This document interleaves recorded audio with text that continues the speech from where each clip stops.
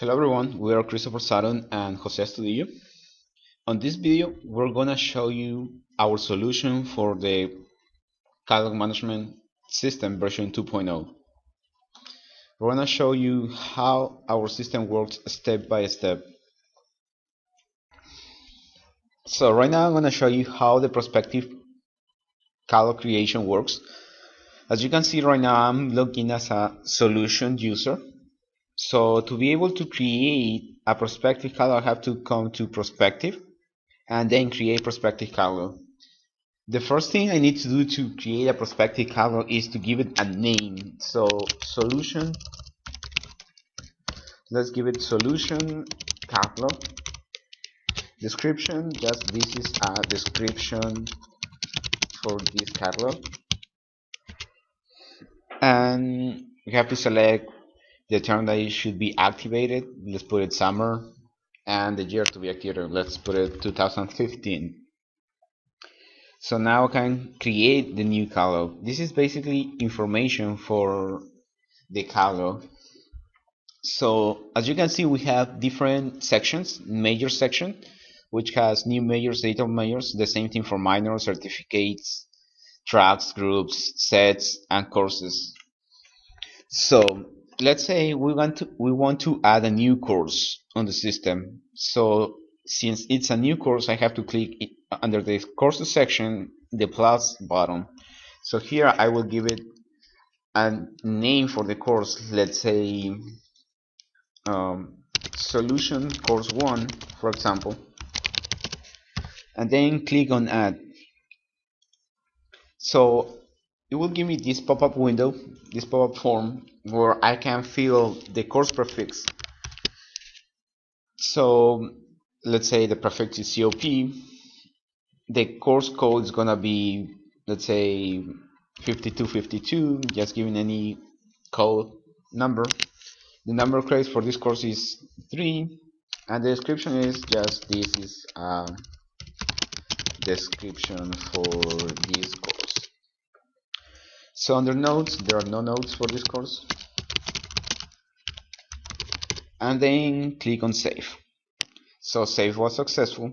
Now I can close, go to prospective, view prospective, and I have a new course added for my prospective catalog. So I can go ahead and edit this, keep editing this prospective catalog. So since I have a new course on it, I want to add a new set. Set is for based on different courses. So I'm gonna add a new set for this. Let's say set solution 1 and add it. So as right now, I'm gonna give you a description for solution 1. Minimum credits say 3 and maximum credits 6. So under here I'm gonna look for solution course I just created. I'm gonna save it. Then it was saved, and I can come to view my prospective catalog, and it's here with the course that I just created. So the same thing is gonna work for the same process. Let's say I want to add a new group. It's gonna be the same. Let's say group solution 1. I want to add the set solution 1 to this, say 3 minimum credits, 6, and description for this group. So I can save it. So again, we go to prospective and view prospective catalog, and then group solution will have the set solution 1 and the course it has already. So we can see when we have no majors proposed, it show a message the same. Currently there are no proposed majors. The same thing for minors, certificates, strats, etc. So right now I'm gonna show you on these top parts. I'm gonna edit some stuff that is already active. Let's say I want to edit a track. So here, as we can see, I'm provided with a drop-down box where I can select the track that I want to add. Let's say I want to add the computer science track, for example. Let's go and edit it. So the first thing I need to do is I pop up with this editable track form. I cannot add I cannot edit the name of the track, but I can edit the rest of things. Let's say I have here the description. So new description proposed by solution, and then the rest keeps the same, and save it. So update was successful. So right now I have the entire computer science track uploaded as a my catalog. But if I want to remove any track, for example, let's go ahead and go to perspective and view my perspective catalog. I have all these courses for the computer science track. So let's say I want to remove any group from this. Let's say I want to remove the CS prerequisites from the computer science track. So since I have already done that, I'm gonna go ahead to edit again computer science. It's not gonna create a new description, but I can remove this CS prerequisites. So I have success, close, again come to view prospective catalog, and boom, there is no CS requirements anymore, prerequisites I mean. So since I have done like all changes here and I feel that it's ready to be proposed with my changes, I have to go to propose it here on the bottom. I want to be pop up with a alert saying color was successfully proposed. Now since I am logging as a advisor, I can now go here and accept or reject the prospective color, and this was one of the parts that was implemented. So the catalog, the prospective catalog will be reviewed by the administrator. Right now I'm logging as administrator already. Go to prospective and I click on accept or reject prospective catalog. So here you see the new catalog has been showing as a either to accept it or reject it. So if I want to review this catalog, the solution catalog I just created with the solution user, I have to click here and it will show me the same things that we were viewing in the advisor side with the view. So after reviewing all these, I can either reject it or accept it. Right now I'm gonna accept it. If I accepted it, it will throw me as an activated catalog. I will be able to see it as an active. So before I activate it, I wanna show you the home page where I can only see this catalog, first year catalog. So right now I'm gonna accept it.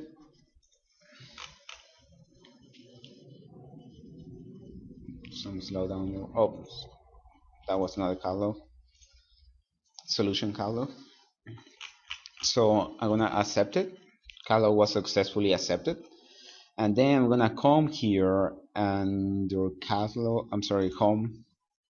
Right now I have this solution catalog. So here's where it concludes my solution for the prospective catalog creation. Okay, right now I'm going to talk you through the solution to the flowchart visualization.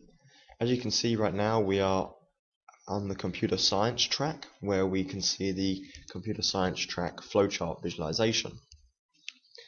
It tells you a little bit about what you're looking at here. You see the groups, CS prerequisites, CS core courses, and CS electives. So we have our three groups here. The containers are color coded just for this demo so you can see where exactly each component is put into the flowchart. The pinkish color represents groups, the green color represents sets, and the gray colors represent the courses that are within those sets. One requirement for the flowchart visualization is that the chart should be dynamic and respond to user changes when they alter course structures.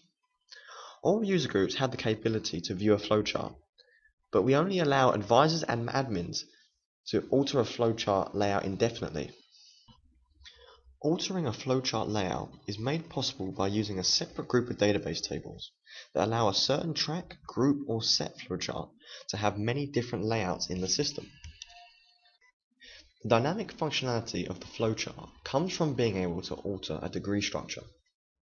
This can be done by simply dragging and dropping elements to different positions within the chart. Right now, I can easily alter the structure of the track level for computer science. However, I should note that this layout will only be savable if there already exists a flowchart in the database. For the computer science track, there already does exist a flowchart for the database. So right now, I'm just moving the sets, altering the structure of the course.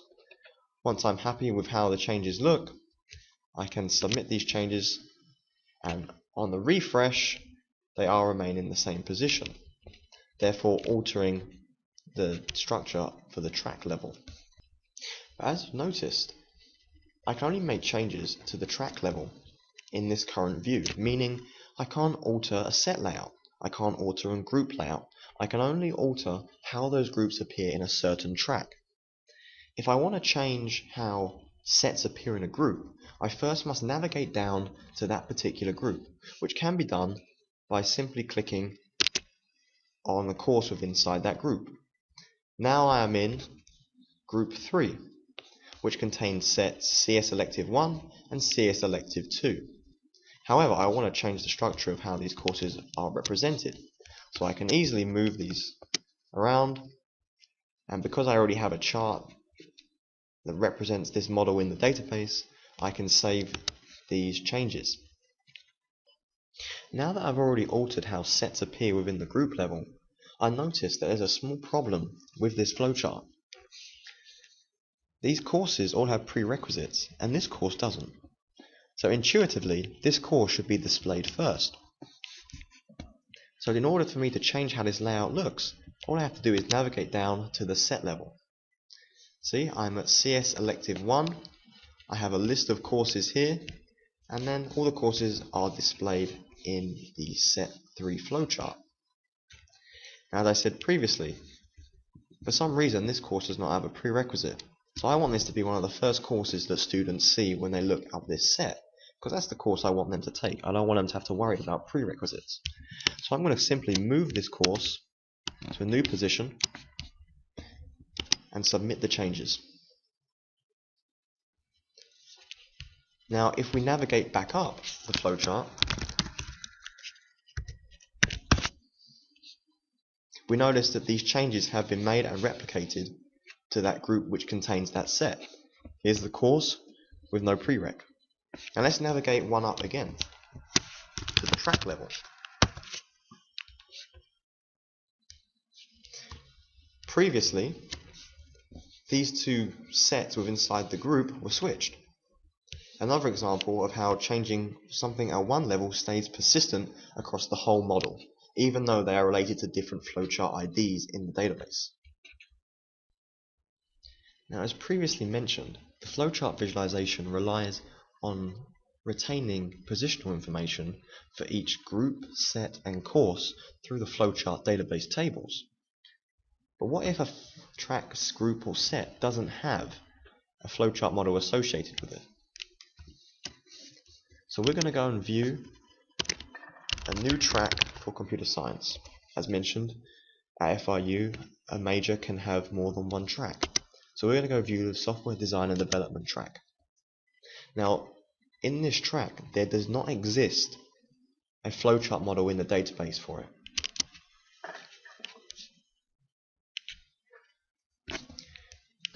Click on View Flowchart. We still see a flowchart for that particular track. This is because I went and implemented another algorithm that looks at models that don't have flowcharts in the database already, so we can always see some sort of default view for a particular flowchart. Now, as of right now, we're in the track level, so the ordering is done based on their group ID. Now, if we divulge down into the group level, again, ordered by group ID. Now, one interesting element of this algorithm that has been implemented is unlike the flowchart model that is gained from the database. This algorithm looks very closely at prerequisites for courses. It gains information from the His Requisites table, and it creates an ordering of courses based on the number of prerequisites that each course has, displaying the courses with no prerequisites first to the most prerequisites last. By implementing two different algorithms, we can always ensure that a track, group, and set has a flowchart visualization. By either using information submitted by advisors or using information in the existing catalog, a track, group, and set will always be displayed visually as long as the data exists in the database. This creates a specific view for advisors and administrators, and a default view which can easily be used by all user groups, including students, looking to see a specific ordering of courses based on their number of prerequisites. This allows students to find the courses that they want to take quickest with the least amount of worry in having to take previous classes. This concludes the analysis of our solution. Thank you.